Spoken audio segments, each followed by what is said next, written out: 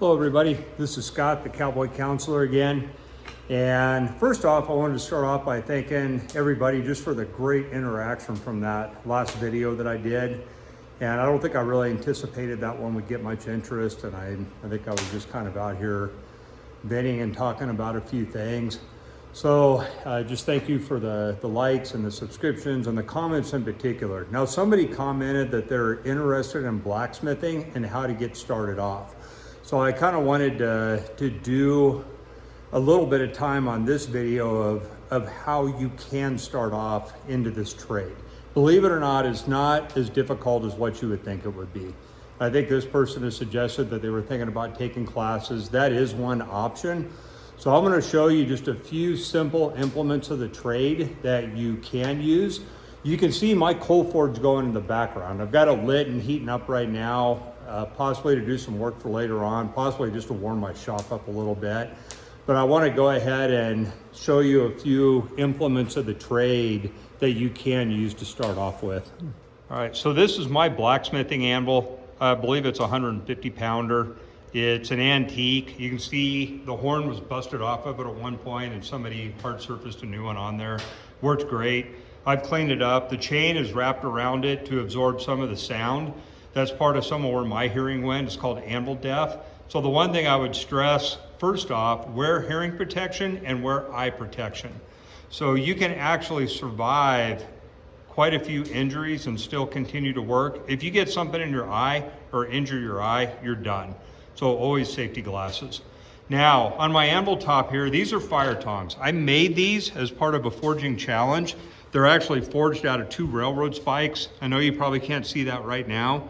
It was very difficult for me. I don't know that I'll do that again. I've got a lot of fire tongs in here that are all fit to like various things. So they all have different sizes to them for the size of stock that you would grab. Now, if you're starting out, this is a valid option, vice grips. So don't ever be ashamed of the tools that you start with to get going in this trade. So this is my blacksmithing anvil. My farrier's anvil is up in Wyoming at my son's place because he actually shoes horses, and that was about $1,000 setup. It was a custom farrier anvil. This is what I'm going to use today.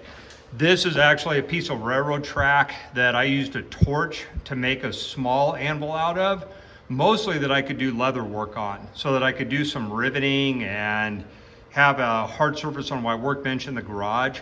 I actually grabbed a tree stump out of my wood pile and just nailed this anvil to it, just so it's less likely to jump around.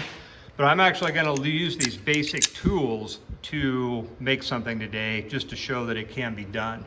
Now, the third thing would be a hammer. So this actually is a blacksmithing hammer. A blacksmithing hammer has a flat surface on one side. It's called the flatting side. It has a rounding surface on the other called the rounding side. Any true value 1 pound hammer will work. I honestly would just buy something like that at the flea market or just use whatever you have in your collection. This is a fairly small hammer. I think I'd shoot horses with this one for a lot of years. Now I tend to use it for like little bending type of things. I'm actually down on my knees right now because this setup is fairly short.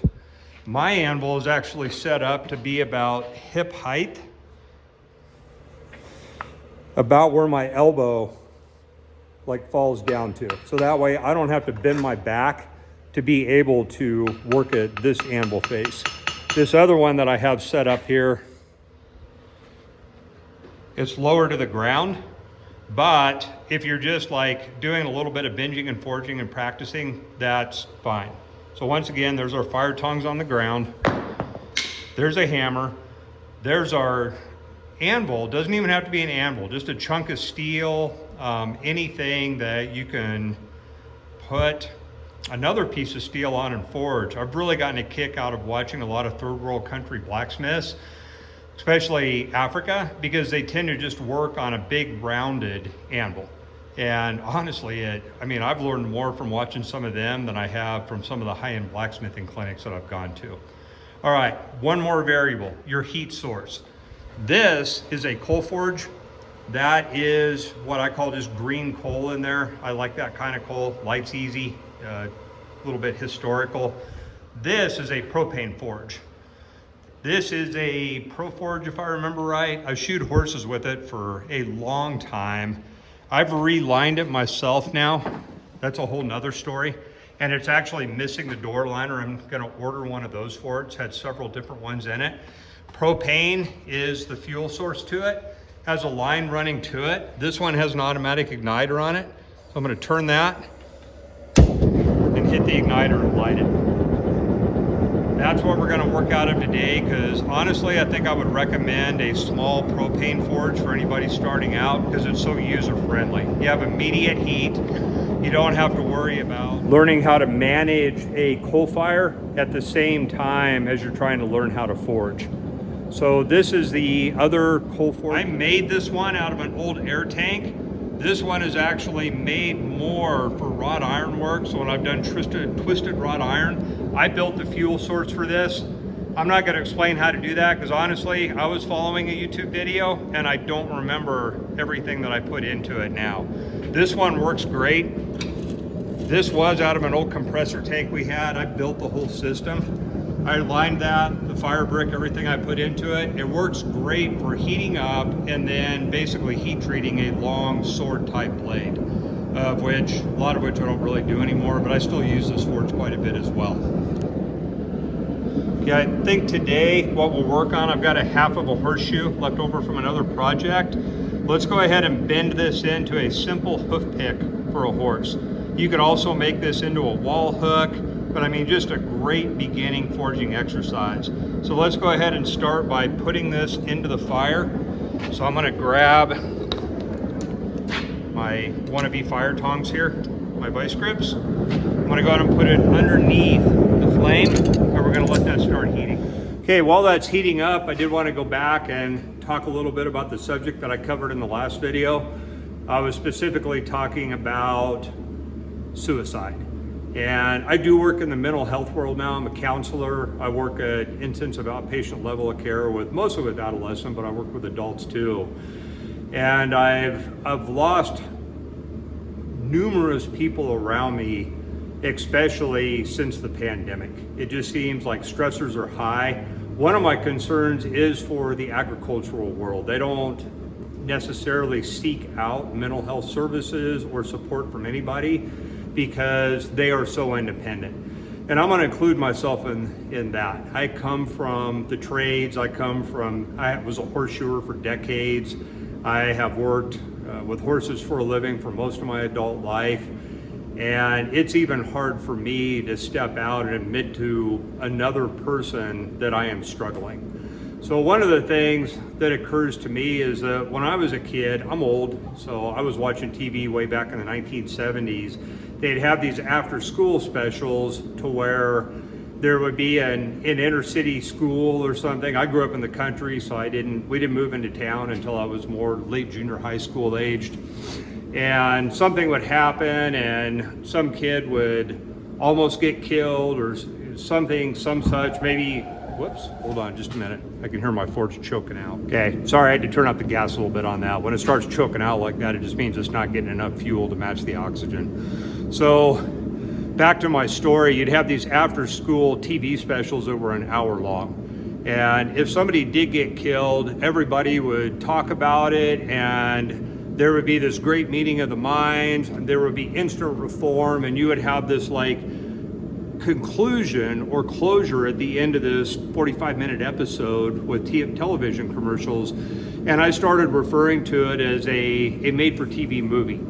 So in my adult life, I figured out life is tragic. People go through things and experience things that can't necessarily be handled in an after-school TV special.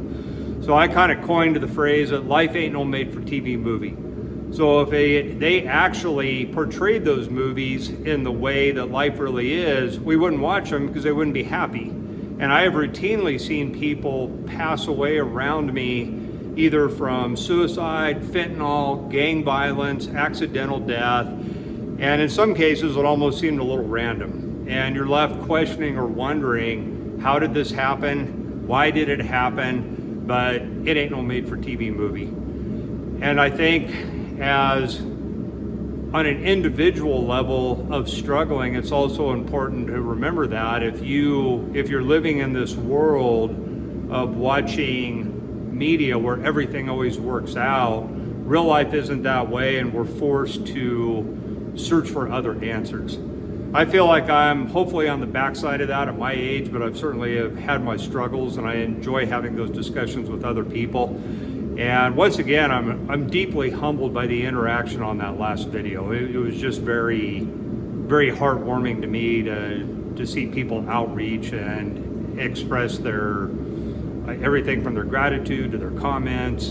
And I don't know how long I'll continue on this particular subject, but it seems to be a hot topic. And if it helps one person, then it's worth it to me. And hell, it's helping me right now. So let's go back and take a look at that piece of steel and see how it's doing. Okay, we are at about the right temperature now. If you can see that part that I want to forge into a hook, it's at a nice high orange heat. So I'm gonna go ahead, I'm gonna shut the fire down. I'm gonna grab it with our vice grips, and I'm gonna go ahead and start forging a hook into that off of our piece of railroad track anvil. Okay, I had my vice grips adjusted where I could just grab this steel. Now I'm gonna start forging out this tip a little bit. So when you're forging, you're actually moving or changing the content of the steel. So I'm drawing this out into a hook. Bending will be when we actually bend this around into the hook. This is actually working better than what I thought it would. It's actually kind of reminds me of the old days, 35 years ago when I started doing this. Okay, now as you can see, we're losing our heat. When we get to a black heat, we're no longer forging, we're just bending if we're even doing anything. So I'm gonna go ahead and throw it back into the fire. It's cold enough, and this steel is cold enough in this anvil that it sucked the heat right out of it. And as you work and your anvil heats up, you'll have longer and longer heats.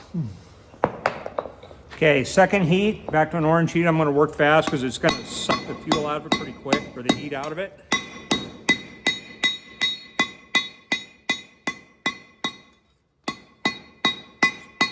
I'm just kind of like working around. I'm letting the anvil and the hammer do the work for me. You can see I'm kind of like moving it back.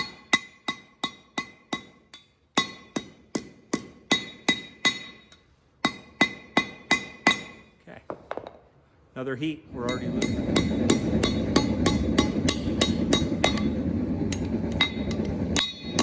Those vice grips are a little squirrely, I'm not gonna lie.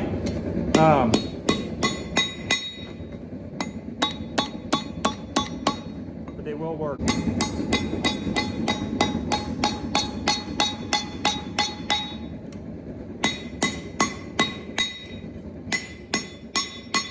So we're kind of starting that S shape back in the other direction now.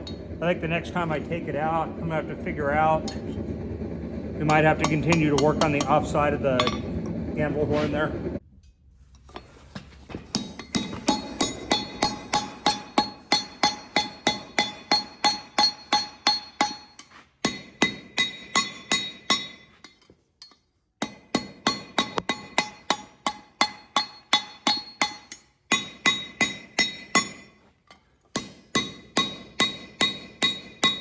Starting to get some shape in there that looks a little bit like a hook pick.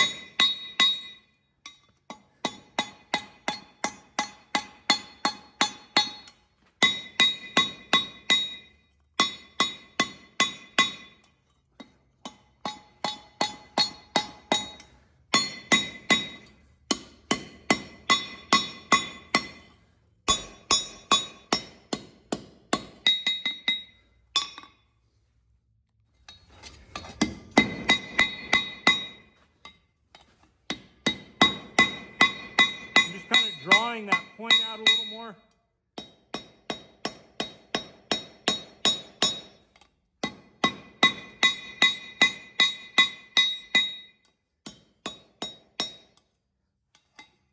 I'm gonna straighten out the handle a little bit.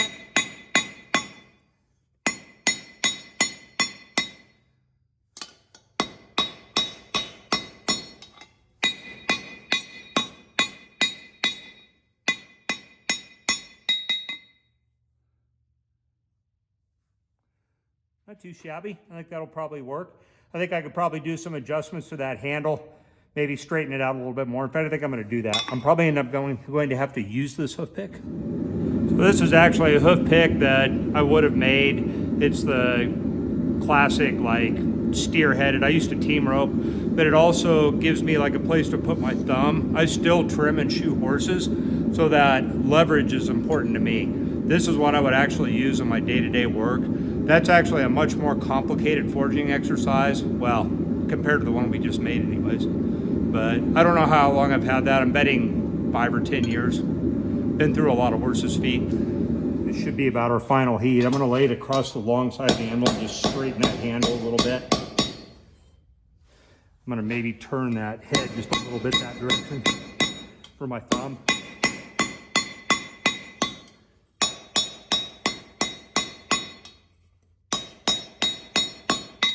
If we wanted to get creative, we could have punched a hole right here to run a leather holding strap through.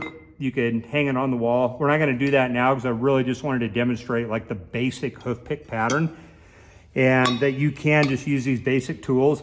It was a little awkward, I'm not gonna lie. It's been many, many years since I worked with vice grips as fire tongs, but a perfectly valid thing to do. Once again, don't be ashamed of the tools you have, or lack of knowledge or any of that. The big thing is just be safe and just start out and have fun. And one of the most beautiful things about blacksmithing is the very first things you make are extremely rewarding. So it's not like you have to hit a certain level of expertise to enjoy it. The very first piece of wire that you turn, the very first thing that you make is going to actually give you very much like a sense of accomplishment and reward. And I don't know that even now, I do some, I guess what you would consider high-end blacksmithing projects, but I don't know that it's any more rewarding than the very first time I turned out a hoof pick like this. So this is it. Let's go ahead and just don't let the hot steel touch the edge of your plastic bucket. It'll melt a hole in it that'll leak till the end of all time after that. My vice grips are hot now, so I'm gonna go ahead and dip them in the ice too and just let them cool off a little bit. Should be safe to grab. Okay, all right. Okay, all done. I think I'm gonna I threw some wood on my coal forge just so I can sit here and warm up while I edit this video. But I guess the takeaways that I would want to reiterate for today is in regards to the question of the person that wanted to learn beginner blacksmithing is just start. Observe safety. So make sure that you're wearing your safety glasses, fire danger, work in an area that you don't have any combustibles around, like in your garage. I've seen people do that where they like burn down a structure. Hearing protection, probably should be wearing gloves, especially if you're going to use vice grips. So the other takeaway that I would want you to get from this, as far as the mental health aspect, is that life is rough. And I'm hoping that I'm on the backside of some of my struggles. I don't know that for sure, but many of the things that I've gone through, I've had to navigate and remember that, like I said before, life ain't no made-for-TV movie. So life can be tragic, it can be sudden, and we're forced to deal with things that we don't know how to deal with. I would contend that things like your hobbies, such as blacksmithing, music, I'm also a musician, these can be huge coping skills for dealing with grief, with loneliness, with anxiety, with depression. And once again, if you feel like you're struggling beyond what you can handle, make sure that you reach out anyways. Reach out to people that can help you. So once again, Scott, the Cowboy Counselor. If you like this video, hit like and subscribe, and peace out. Have a great week. Bye.